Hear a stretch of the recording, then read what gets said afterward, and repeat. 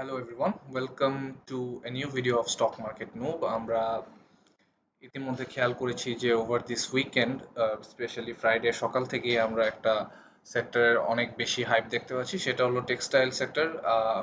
Social মিডিয়াতে ঢুকলেই শুধুমাত্র টেক্সটাইল সেক্টর কিভাবে বাড়বে, কেন বাড়া উচিত, এটা নিয়ে অনেক ধরনের তর্ক বিতর্ক হচ্ছে। দুই সাইড আছে, যে যারা মনে করছে ওই টেক্সটাইল সেক্টর ওভার ভ্যালুড হয়ে যেতে পারে, আর একটা সেক্টর মনে করছে যে হয়তোবা যে ট্যারিফ হয়েছে সেটা টেক্সটাইল সেক্টরের জন্য একটা ভেরি পজিটিভ নিউজ, যেটা অবশ্যই একটা পজিটিভ নিউজ।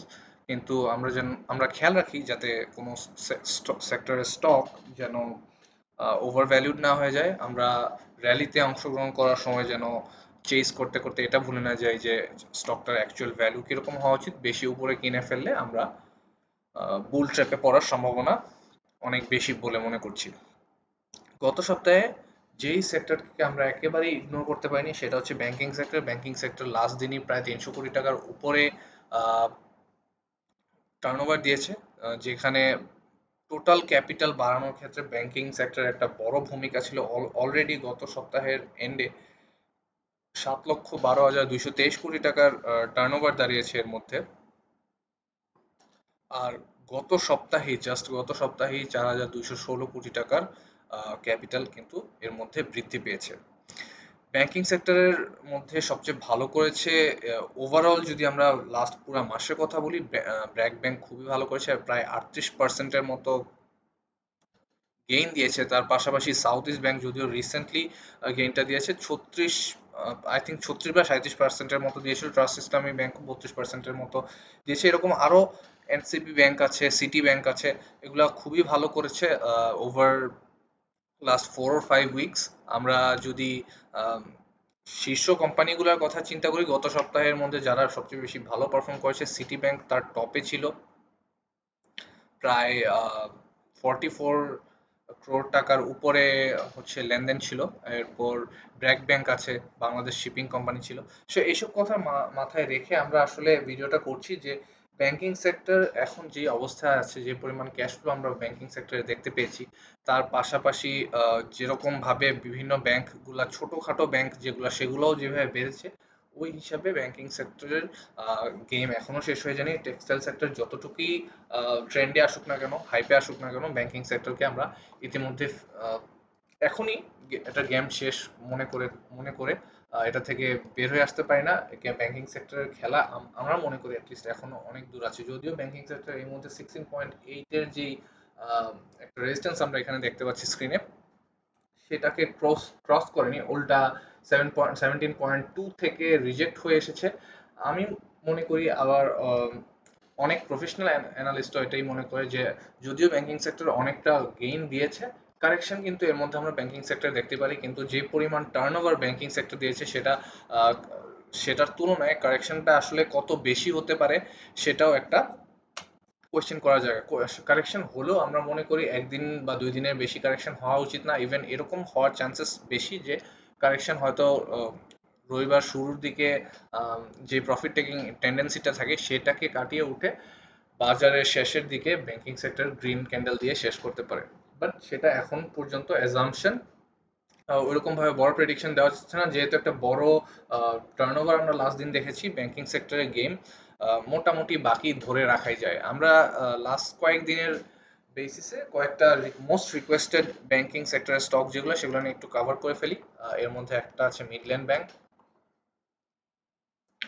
মিডল্যান্ড ব্যাংক এর মধ্যে হচ্ছে একটা লসের রান দিয়েছে।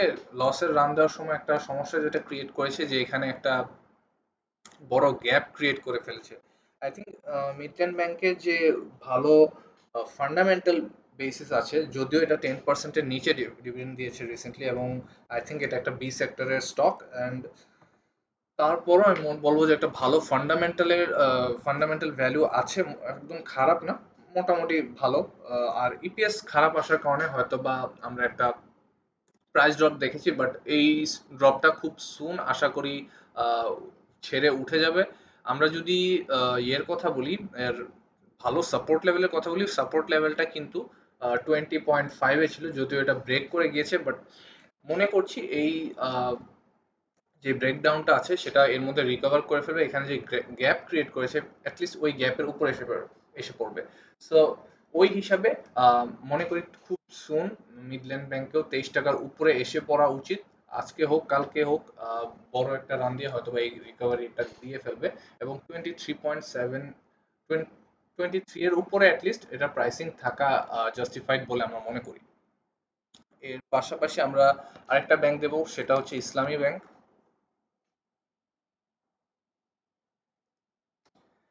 ইসলামী ব্যাংক কিন্তু একটা ভালো ফান্ডামেন্টালের ব্যাংক। আই থিঙ্ক এটার ডিভিডেন্ডও মোটামুটি একটা কনসিস্টেন্সি আছে, বাট সেই হিসাবে ব্যাংকটা কিন্তু আহ, ওইরকম পারফর্ম করতে পারেনি এর মধ্যে।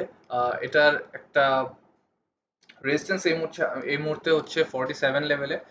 লাস্ট দিন 45.8 এ এসেছিল এবং 47 থেকে রিজেক্ট হয়ে এসেছে। ওই হিসাব করলে ব্যাংকটা গত দিন যেরকম রান ছিল ব্যাংকিং সেক্টরের মধ্যে, যেরকম টার্নওভার ব্যাংকিং সেক্টরে ছিল, যেভাবে মানে ছোট ছোট ব্যাংকগুলো অনেক ভালো পারফর্ম করছে, ওই হিসেবে ইসলাম ব্যাংক ওইভাবে পারফর্ম করতে পেরেছে বলে আমি মনে করছি না। আপাতত এটার যদি আমরা একটা সাপোর্ট লেভেল বলি, সাপোর্ট লেভেল এখানে আছে 43.6-এ। আহ, কিন্তু খুব সুন এটা 47 ক্রস করে যাবে, এটা আমাদের আশা থাকছে। যেহেতু অনেক দিন পুরানো একটা ব্যাংক এবং ওই হিসাবে ভালো কোম্পানি প্রোফাইলও আছে, যত কাহিনী হোক না কেন ব্যাংকিং সেক্টর ইসলামী ব্যাংককে কিন্তু মোটেও ইগনোর করা যায় না। ওই হিসাবে এটা এখনো আন্ডার ভ্যালুড অবস্থায় আছে, হোপফুলি 47-এর উপর ঘুরে দাঁড়াবে। আমরা আরেকটা যেই ব্যাংক নিয়ে কথা বলতে চাচ্ছি সেটা হচ্ছে ব্র্যাক ব্যাংক। ব্র্যাক ব্যাংকের রান আমরা সবাই দেখেছি। আমরা যদি একদম জুলাইয়ের শুরু থেকে চিন্তা করি, জুন থেকে যখন রান শুরু হয়, এই জায়গা থেকে রানটা যদি আমরা খেয়াল করি, এখানে অনেকদিন একুমুলেশন জোন ছিল, 48 থেকে 50 টাকার মধ্যে অনেক উঠানামা এর মধ্যে আমরা দেখেছিলাম। কিন্তু তারপরে যখন রান নেয় এখন কিন্তু প্রায় 75, আই থিঙ্ক 74 পর্যন্ত লাস্ট দিন ঘুরে এসেছে।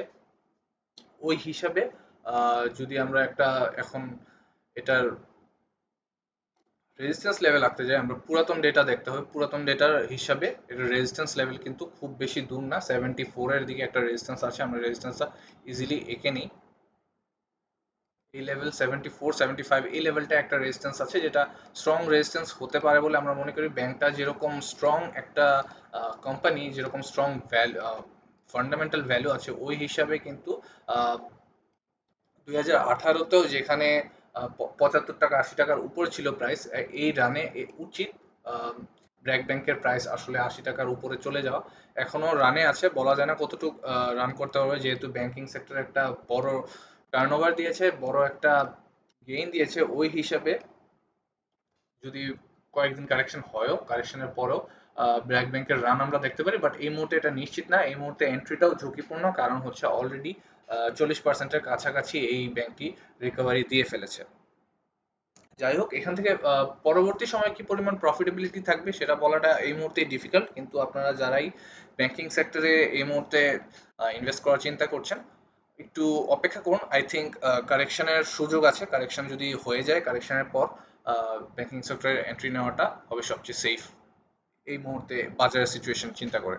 যাই হোক, আমরা একটা সামনে ভালো বাজারের আশা করছি। বাজার এই এই উইকের পুঁজিবাজার অনেক কিছু বলে দিবে। এই উইক পার হলে আমরা হয়তো বলতে পারবো যে পুঁজিবাজার আসলে কি সামনে যে রেজিস্ট্যান্স গুলো আছে ওগুলা ক্রস করে যাবে, নাকি ওইখান থেকে ড্রপ করার সম্ভাবনা আছে।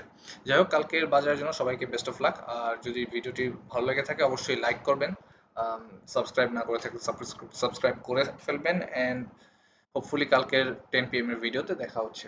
আজকের জন্য গুড নাইট।